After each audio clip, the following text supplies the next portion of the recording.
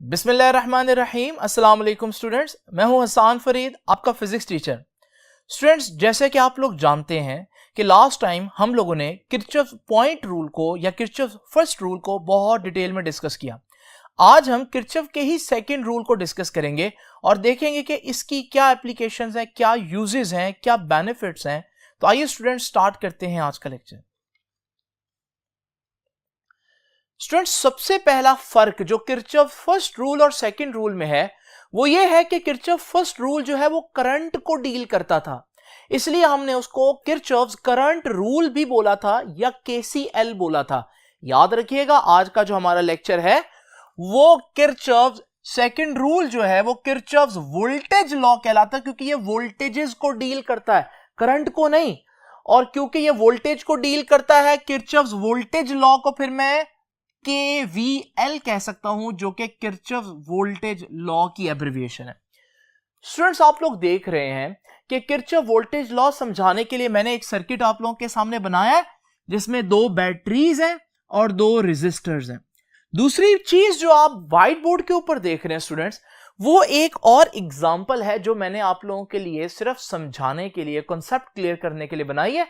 ये आप डेफिनेटली जब क्वेश्चन अटेम्प्ट करेंगे तो आप इसको बिल्कुल भी ड्रॉ नहीं करेंगे, ठीक है। This is not the part of your question, ये सिर्फ एक्सप्लेनेशन में, अंडरस्टैंडिंग के लिए हेल्पफुल है, इसलिए मैंने आप लोगों के सामने बनाई है। स्टूडेंट्स, याद रखिएगा, सबसे पहला सवाल जो इस सर्किट को देखकर बच्चों के जहन में आएगा वो ये है कि बैटरी दो हैं, एक EMF E1 की और एक EMF E2 की। दो बैटरीज होंगी तो दोनों अपने अपनी डायरेक्शन में करंट चलाने की कोशिश करेंगी। तो एक्चुअली में फिर क्या होगा, करंट किस डायरेक्शन में फ्लो करेगा?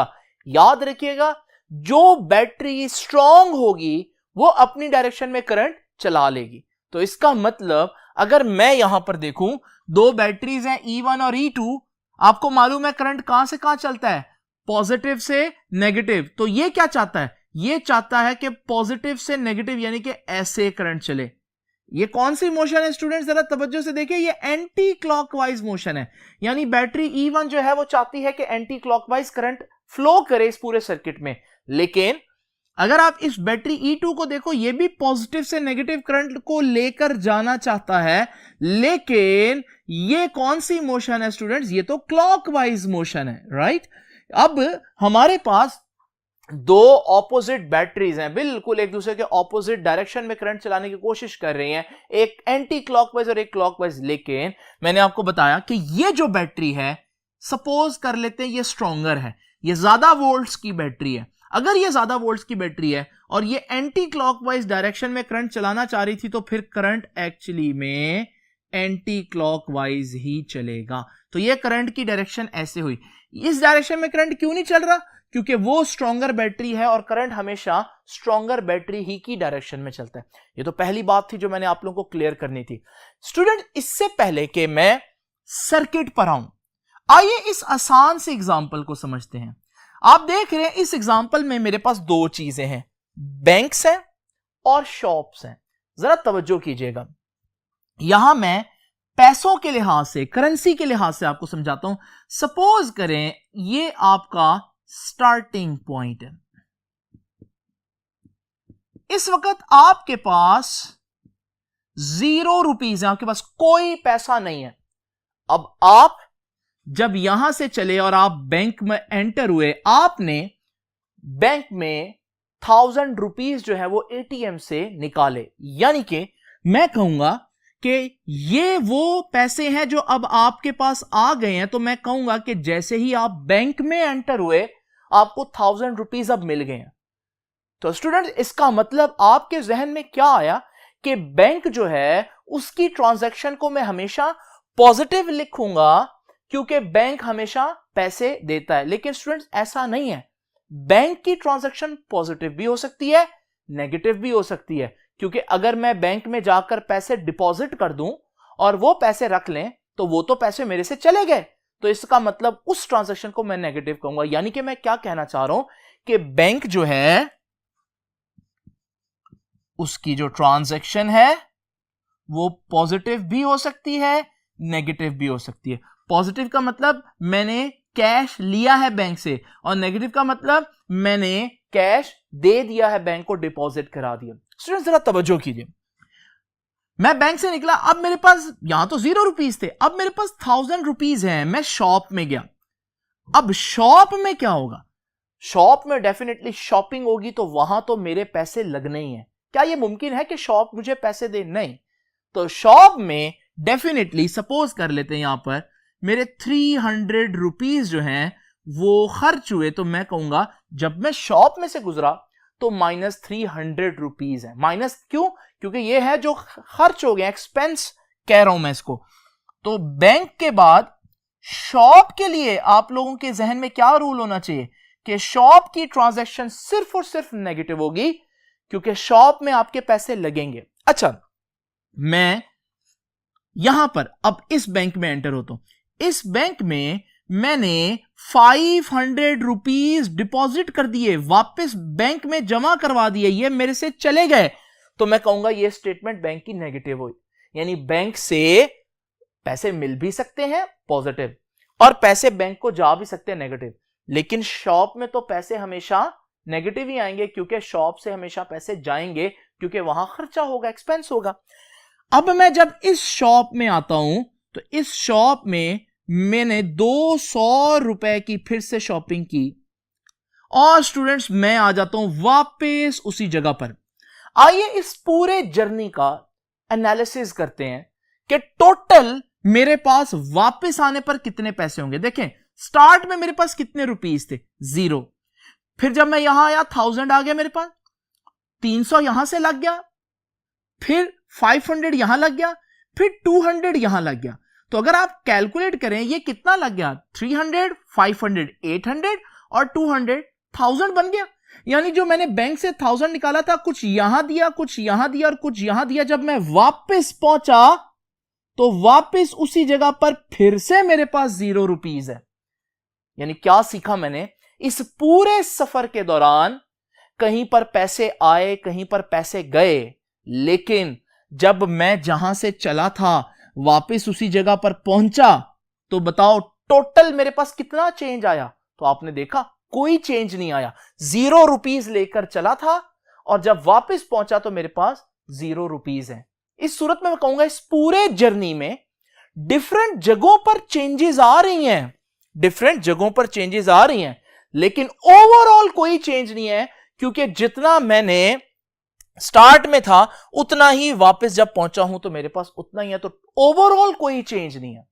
ये एग्जांपल पर मैंने काफी टाइम लगा दिया स्टूडेंट, सिर्फ इस वजह से, क्योंकि अगर यह समझ में आ गई तो अगली बात बहुत आसान है। स्टूडेंट्स, ये जानबूझकर मैंने बैंक और शॉप्स की एग्जांपल दी। अब जरा चलते हैं अपने सर्किट की तरफ। ये क्या है? ये बैंक्स हैं। देखिए मैंने एक ही जगह पर बनाए हैं दोनों को, सर्किट की पोजीशन भी, ताकि आपके आसानी हो आपको समझने में। जो हमारे पास बैटरी है या सेल है वो बैंक है। आप क्या समझते हैं बैंक सिर्फ पैसे देता है? नहीं स्टूडेंट्स, बैंक पैसे लेता भी है। बिल्कुल ऐसा ही आप बैटरी के बारे में भी सोचते थे। बैटरी को हम क्या सोचते हैं? करंट देने वाला। यानी कि जब बैटरी के अंदर चार्ज जाता है तो जब वो दूसरी तरफ से निकलता है तो उसको बैटरी ने एनर्जी दी होती है। लेकिन याद रखिएगा, यह जरूरी नहीं है कि बैटरी हमेशा एनर्जी दे। समटाइम्स बैटरी एनर्जी देने की बजाय, यानी सोर्स के तौर पर काम करने की बजाय एनर्जी ले लेती है, यानी लोड बन जाती है, लोड के तौर पर काम करती है। तो स्टूडेंट्स, हमें कैसे पता चलेगा कहां एनर्जी दे रही है बैटरी और कहां एनर्जी ले रही है? बड़ी सिंपल रूल है। देखिए, आपको मालूम है आपका करंट ऐसे चल रहा है, जरा देखते हैं। ये आपका स्टार्टिंग पॉइंट है, बिल्कुल वैसे जहां पर मैंने स्टार्टिंग पॉइंट लिया था। ये स्टार्ट है। जब आपका जो पॉजिटिव चार्ज है, पॉजिटिव चार्ज, वो यहां पर एंटर होगा। देखिए कहां एंटर हो रहा है? नेगेटिव पर एंटर हो रहा है। आपको पता है फिजिक्स में नेगेटिव को क्या बोलते हैं? Low potential. तो यहां मैं लिख देता हूं बड़ा करके। तो फिजिक्स में नेगेटिव को लो पोटेंशियल कहते हैं। ये बैटरी में एंटर हुआ और कहां पर गया है? पॉजिटिव पर। पॉजिटिव का मतलब क्या होता है? High potential. क्या स्टूडेंट चीजें खुद ब खुद लो से हाई जाती हैं? नहीं, लो से हाई तो कभी भी चीज नहीं जाएगी। अगर मैं इस मार्कर को यहां पर छोड़ूं तो ये खुद ब खुद नीचे जाएगा, क्या ये ऊपर जाएगा हाई एनर्जी की तरफ? नहीं। इसका मतलब मैं कह सकता हूं क्योंकि चार्ज जो है बैटरी की लो एनर्जी साइड पर, लो पोटेंशियल साइड पर एंटर हो रहा है और हाई पर जा रहा है, तो इसका मतलब इस बैटरी ने चार्ज को एनर्जी दी है। इसे मैं कहूंगा ये वाकई में है तो बैटरी, लेकिन ये इस वक्त एज ए सोर्स काम कर रही है। ये बैटरी चार्जेस को धक्का दे रही है, पुश कर रही है, एनर्जी प्रोवाइड कर रही है। तो स्टूडेंट्स बिल्कुल वैसे जैसे आप बैंक में गए थे तो पॉजिटिव ट्रांजैक्शन हुई थी, तो यहां पर मैं कहूंगा ये मेरे पास एक पॉजिटिव ट्रांजैक्शन है क्योंकि चार्ज को एनर्जी मिली। स्टूडेंट्स जरा इमेजिन करें, ये चार्ज यहां से चला था, अब ये चार्ज यहां से गुजरा, इसको एनर्जी मिल गई, कितनी मिली वो बात की बात है। अब ये चार्ज इधर आ गया स्टूडेंट्स, अब ये चार्ज इधर आ गया। जरा इमेजिन करें ये रेजिस्टर में से गुजरेगा। रेजिस्टर का काम क्या होता है स्टूडेंट्स? रेजिस्टर का काम करंट को सपोर्ट करना नहीं होता, ये चार्ज को पुश नहीं देता कभी भी, ये तो चार्ज को हमेशा रोकने की कोशिश करता है, यानी कि यहां एनर्जी मिलेगी नहीं, यहां एनर्जी खर्च होगी। इसका मतलब रेजिस्टर में एनर्जी का जो चेंज आएगा वो नेगेटिव होगा, और होना भी चाहिए, क्योंकि बिल्कुल ऐसे जैसे शॉप की एग्जांपल, शॉप में जब भी आप जाएंगे तो आपका आंसर नेगेटिव होगा क्योंकि खर्चा होगा। बिल्कुल इसी तरह से रेजिस्टर में जब भी चार्ज जाएगा तो नेगेटिव होगा। कोई दुनिया का ऐसा रेजिस्टर नहीं है जो चार्ज को एनर्जी दे, वो हमेशा एनर्जी ले लेते हैं। नाउ स्टूडेंट जरा देखिए, ये चार्ज यहां से गया, यहां एनर्जी मिली, फिर यहां एनर्जी खर्च हुई, अब देखिए जी यहां आ गया। अब कहने को तो बैटरी है, और हमारे लिए बैटरी क्या होता है? हमारे लिए तो बैटरी एक सोर्स है जो चार्ज को धक्का देती है, एनर्जी देती है। लेकिन जरा देखें यहां क्या हो रहा है, ये चार्ज यहां से चला और ये चलते चलते जब इधर आएगा तो आप देखिएगा ये चार्ज कहां एंटर हो रहा है, कहां पर एंटर हो रहा है जी? पॉजिटिव पर। पॉजिटिव का मतलब स्टूडेंट्स हाई पोटेंशियल पर एंटर हो रहा है, और कहां से निकलेगा? नेगेटिव से निकलेगा, लो पोटेंशियल पर। यानी कि जब चार्ज दाखिल हुआ तो हाई पोटेंशियल पर था, लेकिन जब चार्ज वहां से निकला तो वहां पोटेंशियल लो है, यानी कि चार्ज ने एनर्जी लूज कर दी। ये वो बैटरी नहीं है जो एनर्जी दे रही है, बल्कि ये वो बैटरी है जो चार्जेस से एनर्जी ले रही है। हालांकि बैटरी है, लेकिन इसका आंसर भी एनर्जी का नेगेटिव आएगा। ये एनर्जी प्रोवाइडर नहीं है, ये एनर्जी दे नहीं रही बल्कि एनर्जी ले रही है। तो स्टूडेंट्स जैसे हम समझते थे बैंक के बारे में कि बैंक सिर्फ पैसा देता है, लेकिन फिर जब मैंने आपको क्लियर किया कि बैंक पैसा दे भी सकता है, बैंक में पैसा आप भी दे सकते हैं, यानी कि बैंक पैसा ले भी सकता है। बिल्कुल इसी तरह से बैटरी एनर्जी दे भी सकती है और बैटरी एनर्जी ले भी सकती है।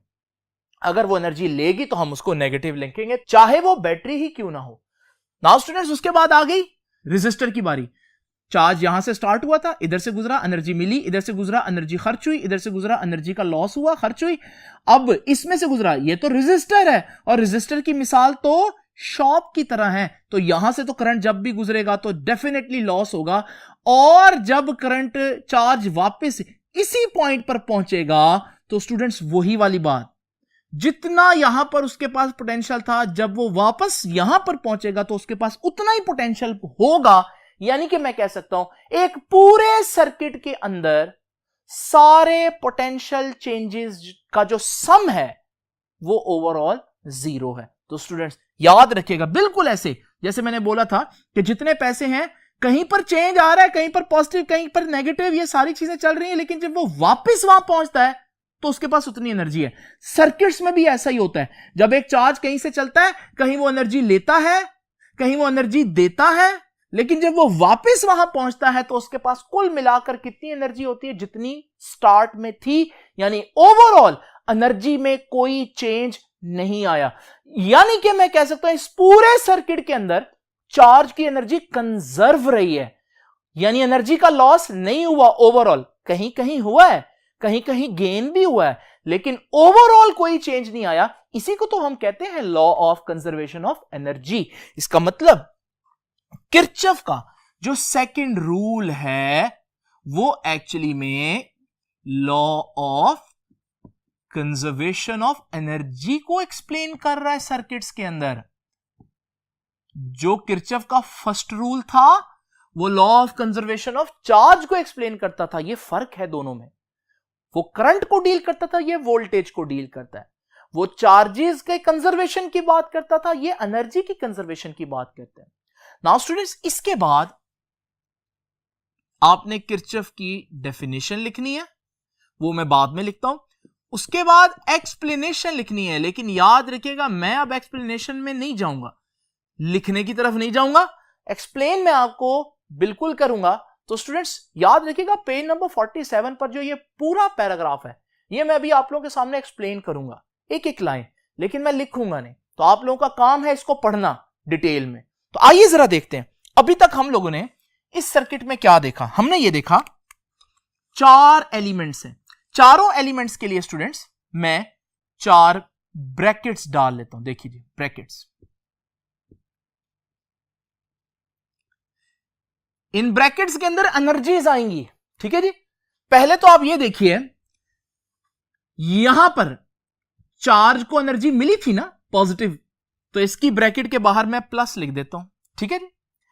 फिर ये चार्ज यहां एंटर हुआ, तो रेजिस्टर है उसने एनर्जी का लॉस किया नेगेटिव, तो इसकी ब्रैकेट के बाहर नेगेटिव है। ये बैटरी, लेकिन जब चार्ज इसमें एंटर हुआ तो पॉजिटिव से नेगेटिव गया है, हाई से लो गया है, तो एनर्जी का लॉस ही हुआ है, तो नेगेटिव। और फिर जब चार्ज यहां पर पहुंचा तो ये तो रेजिस्टर है शॉप की तरह, इसका आंसर हमेशा ही नेगेटिव आना है। और हमने ये देखा कहीं एनर्जी मिली, कहीं एनर्जी कम हुई, कुल मिलाकर टोटल ओवरऑल कोई चेंज नहीं है। तो सारी एनर्जीज का जो टोटल है, नेट है, रिजल्ट है, सम है, कुछ भी कह लें आप, है कितना? 0। नाउ स्टूडेंट्स, क्वेश्चन है कि इन ब्रैकेट्स के अंदर आएगा क्या? एनर्जीज आएंगी डेफिनेटली। एनर्जी और वर्क में तो आपको पता है कोई फर्क नहीं होता। अब वर्क हम लोगों ने कई किस्म का पढ़ा है स्टूडेंट्स। जब हम लोगों ने मैकेनिक्स पढ़ी तो हम लोगों ने वर्क का यह फॉर्मूला पढ़ा, फोर्स इनटू डिस्प्लेसमेंट। जब हम लोगों ने चैप्टर नंबर 11 पढ़ा फर्स्ट ईयर में, गैसेस के लिए हम लोगों ने वर्क का यह फॉर्मूला पढ़ा, इसे बोलते हैं प्रेशर वॉल्यूम वर्क। लेकिन इलेक्ट्रिसिटी के अंदर हम लोगों ने वर्क का जो फॉर्मूला पढ़ा वो ये दोनों ही नहीं है, वो है QV, charge into potential is called work. तो याद रखिएगा, वर्क भी कह सकता हूं और एनर्जी भी कह सकता हूं। यहां ये वाले फॉर्मूला नहीं यूज होंगे क्योंकि ये अब इलेक्ट्रिसिटी के अंदर ये फॉर्मूला यूज होते हैं। नाउ स्टूडेंट्स जरा तवज्जो कीजिए, ये भी तो एनर्जी है ना, तो ये भी चार्ज इनटू पोटेंशियल आ जाएगा। लेकिन ये किसकी बात चल रही है? ये तो बैटरी की बात चल रही है। बैटरी के पोटेंशियल को उसकी EMF ही कहते हैं, तो साथ आ जाएगी इसकी EMF E1। ठीक हो गया स्टूडेंट्स, जरा तवज्जो कीजिए। फिर ये भी तो एनर्जी ही है, ये भी आएगा चार्ज इनटू पोटेंशियल। अब किसकी बात कर रही है? रेजिस्टर की, तो यहां मैं पोटेंशियल ही लिखूंगा, EMF नहीं लिखूंगा। उसके बाद देखिए जी, ये भी एनर्जी है, और एनर्जी का फॉर्मूला क्या है? चार्ज इनटू पोटेंशियल, तो चार्ज इनटू पोटेंशियल। अब ये किसकी बात चल रही है? ये बात चल रही है बैटरी की, इस बैटरी की, और इसका पोटेंशियल इसकी EMF ही होगी। और फिर स्टूडेंट्स आखिर में आ जाती बात इसकी, ये भी हमारे पास एनर्जी आएगी अंदर। एनर्जी का फॉर्मूला है delta Q into V, delta Q और साथ इसका पोटेंशियल V2। स्टूडेंट्स आप में से बहुत से बच्चे एक बात पूछना चाह रहे होंगे, और वो ये है कि सर आपने डेल्टा Q के साथ 1 2 क्यों नहीं लिखा? स्टूडेंट्स उसकी वजह बहुत सिंपल है, क्योंकि आप लोग जानते हैं ये सीरीज सर्किट है। सीरीज सर्किट के अंदर चार्ज या करंट कांस्टेंट रहता है। एक एलिमेंट में से जितना चार्ज गुजरेगा सब में से ही उतना ही गुजरेगा। तो याद रखिएगा, ये हमारे पास डेल्टा Q के साथ 1 2 3 4 मैंने नहीं लिखा। नाउ स्टूडेंट्स जरा तवज्जो कीजिए, ये आ गया delta Q E1 minus delta Q V1। अच्छा, V is equal to IR, Ohm's law कहता है। तो मैं इस V की जगह IR कह सकता हूं, क्योंकि फर्स्ट रेजिस्टर की बात कर रहा हूं यहां पर, तो R1। करंट के साथ क्यों नहीं लिखूंगा, अभी बताया मैंने आपको कि सीरीज सर्किट है तो इसमें तो हम चेंज नहीं लेकर आएंगे। फिर इसी तरह से students delta Q as it is, E2 क्या है, E2 है हमारे पास बैटरी का EMF, उसको तो हम चेंज नहीं कर सकते। फिर डेल्टा क्यू है, ये V2 है, अभी हमने पढ़ा V is equal to IR, तो इसकी जगह IR, क्योंकि इस रेजिस्टर की बात हो रही है तो R2 आ जाएगा। स्टूडेंट्स कोई चीज कॉमन नजर आ रही है आप लोगों को, डेफिनेटली ये डेल्टा क्यू कॉमन आ रहा है, तो डेल्टा क्यू कॉमन आ गया। यहां क्या रह गया जी, यहां E1 रह गया, यहां से भी डेल्टा क्यू कॉमन चला गया, अंदर क्या रह गया माइनस, और साथ क्या रह गया IR1, फिर यहां भी माइनस रह गया और साथ क्या रह गया E2, और यहां भी माइनस रह गया, डेल्टा क्यू बाहर चला गया और क्या रह गया साथ IR2, और सबका कुल मिलाकर सम कितना हुआ 0। ये डेल्टा क्यू उधर जाकर डिवाइड होगा, इसी स्टेप में कर देता हूं, तो डेल्टा क्यू उधर जाकर डिवाइड हो जाएगा। और फिर आप लोग ये जानते हैं कि 0 डिवाइडेड बाय एनीथिंग इज 0, तो फिर हमारे पास ये फाइनल फॉर्म आई इसकी, जिसको मैं आपके सामने फिर से लिख रहा हूं। तो स्टूडेंट्स ये है किरचॉफ की फुल फॉर्म। आइए देखते हैं ये है क्या। आपको मैंने लेक्चर के स्टार्ट में जो कॉन्सेप्ट दिया वो एनर्जी के बारे में था, ठीक है ना, मैंने एनर्जी की ही बात की, लेकिन आपने देखा कि डेल्टा क्यू तो कट गया। जब डेल्टा क्यू कट गया ये टोटल एनर्जी थी, लेकिन जब डेल्टा क्यू चला जाएगा तो फिर पीछे क्या रह गया, पोटेंशियल।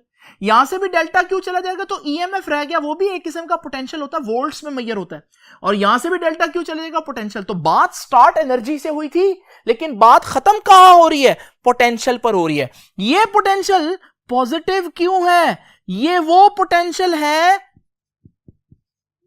जो सर्किट में उस चार्ज ने गेन किया है, और इनके साथ नेगेटिव क्यों है, ये वो पोटेंशियल है जो उसने लॉस किया रेजिस्टर में। इसके साथ नेगेटिव क्यों है, ये वो पोटेंशियल है जो उसने लॉस किया बैटरी में, बैटरी भी लॉस करवा सकती है, और ये वो पोटेंशियल है जो उसने लॉस किया दूसरे रेजिस्टर में। लेकिन ये देखिए कि जितना उसने गेन किया और जितना उसने लॉस किया उसका कुल मिलाकर रिजल्ट कितना हुआ, 0। यानी उसने पूरे सर्किट में जितना गेन किया उतना ही डिफरेंट जगहों पर लूज किया है। तो स्टूडेंट्स यानी कि आसान अल्फाज में मैं कह सकता हूं टोटल चेंज कितना आया पोटेंशियल में, टोटल चेंज, कोई चेंज नहीं, टोटल की बात कर रहा हूं, डिफरेंट जगहों पर चेंज आ रहा,